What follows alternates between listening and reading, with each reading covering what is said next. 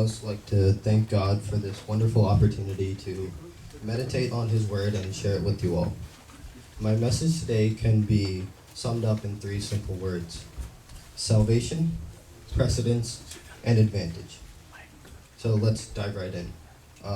Daddy, can you please read Luke chapter 23, verses 38 through 43? Luke chapter 23, verse 38 onwards. There was a written notice about him which read, "This is the King of the Jews." One of the criminals who hung there hurled insults at him. "Aren't you the Christ? Save yourself and us." But the other criminal rebuked him. "Don't you fear God," he said.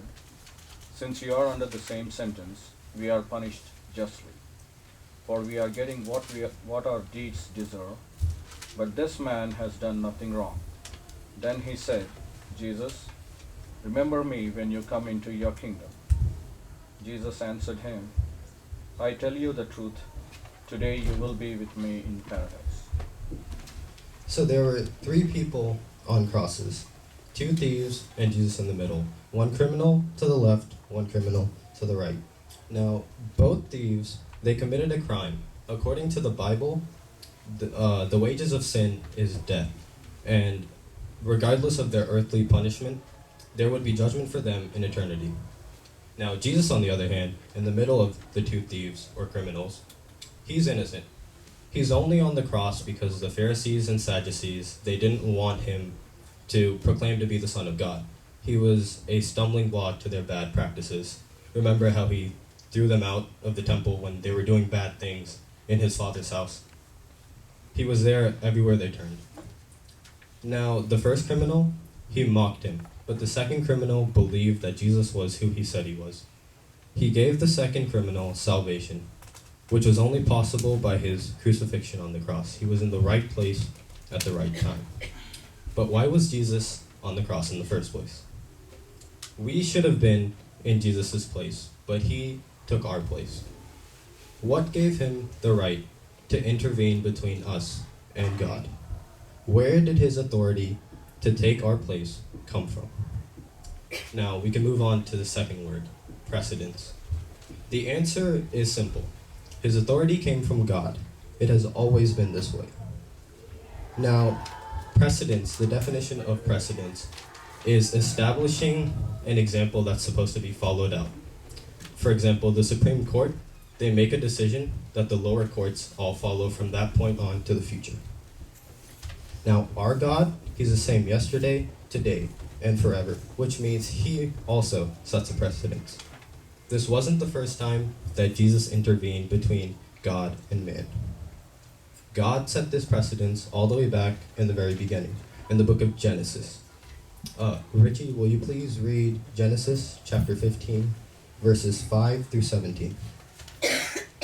Genesis chapter 5 said, chapter 15, verse 5 through 17 says, "Then he brought him outside and said, Look now towards heaven, and count the stars, if you are able to number them. And he said to them, So shall your descendants be. And he believed in the Lord, and he accounted it to him for righteousness. Then he said to him, I am the Lord, who brought you out of Ur and the Chaldeans, to give you this land to inherit it. And he said, Lord God, how shall I know that I will inherit it? So he said to him, Bring me a 3-year-old heifer, a 3-year-old female goat, a 3-year-old ram, a turtle dove, and a young pigeon. Then he brought all these to him, and cut them in two down the middle, and placed each piece opposite the other. But he did not cut the birds in two. And when the vultures came down on the carcasses, Abram drove them away. Now when the sun was going down, a deep sleep fell upon Abram, and behold, horror and darkness fell upon him. Then he said to Abram, Know certainly that your descendants will be strangers in a land that is not theirs, and will serve them, and they will afflict them 400 years. And also the nation whom they serve I will judge. Afterward they shall come out with great possessions. Now as for you, you shall go to your fathers in peace. You shall be buried at a good old age. But in the 4th generation they shall return here, for the iniquity of the Amorites is not yet complete. And it came to pass, when the sun went down, it was dark, that behold, there appeared a smoking oven and a burning torch that passed between those that passed between those things. So before I actually go and explain what happened in those verses, let me go into a little bit of history. See, back in that day, a covenant was mandatory between relationships. It was a medium in which relationships were even formed. So the covenant that God in Genesis chapter 15 makes with Abram, Abram then, it's the same covenant between a king and his servant. So to form the covenant, the king would take a lamb, or any sort of sacrifice really, would cut it in half and draw its blood along a path. The servant would then do the same thing, make a sacrifice, draw its blood along the path in the opposite direction, symbolizing that their covenant would be made for life, and death would be the punishment if the covenant was broken. Now, in those verses, Abraham was asked to do the same thing for his covenant with God. He made those sacrifices, but unfortunately, many scholars and theologians believe that in those verses, he fell asleep, unable to walk through the covenant because of his failures, flaws, his overall humanity. In those verses, it also says that a smoking pot and a burning torch passed between the sacrifices. Many scholars and theologians, they believe that this torch and this pot was a symbol for Jesus. It was Jesus who walked between the covenant for God and Abraham. From the very start, God had the same plan to use Jesus as a medium between his relationship with us. Now, we go on to the third word, advantage. So going back to the story at hand, Jesus was rightfully in our place when he gave the criminal salvation.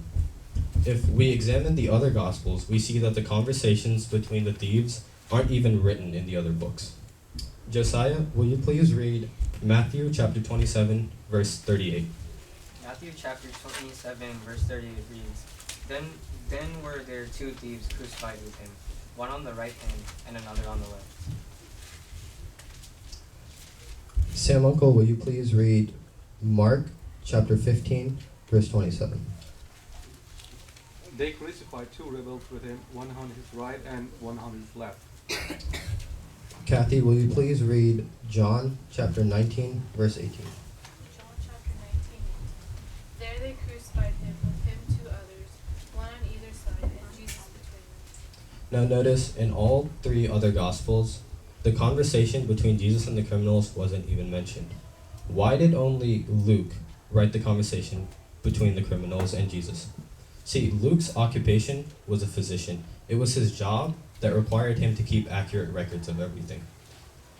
Now, we can believe that the thieves were placed equal distance from Jesus, the thief on his left and the thief on his right. We have no reason to believe that the Romans were bad carpenters or bad builders. And even if they were, we can trust Luke's accurate record to say that he would have noted it down in the book of Luke if that were the case. So trusting Luke, we know that Jesus was the same distance to the criminal on his left and the criminal on the right. So Jesus, we have no reason to doubt his capabilities. We're not questioning his capabilities at all here. Jesus could have saved both criminals. Both men needed salvation, along with his brother, along with his mother, along with his persecutors, the Roman soldiers, the onlookers who were watching the crucifixion. His disciples, all 11 of them, remember Judas, 12 minus 1, he's gone. So his persecutors, the Roman soldiers, everyone in his sight, they all needed Jesus' salvation. So the first criminal mentioned, he mocks Jesus. The second criminal believes after seeing everything that happened. So despite everything that happened, the first criminal chose not to see Jesus for his true self. Today, we have that same opportunity presented to us today. We need to ask ourselves this simple question. His loving arms, the same ones that were hung on the cross, bloodied for us, are outstretched toward us today. Are we going to take advantage of this opportunity? God bless you.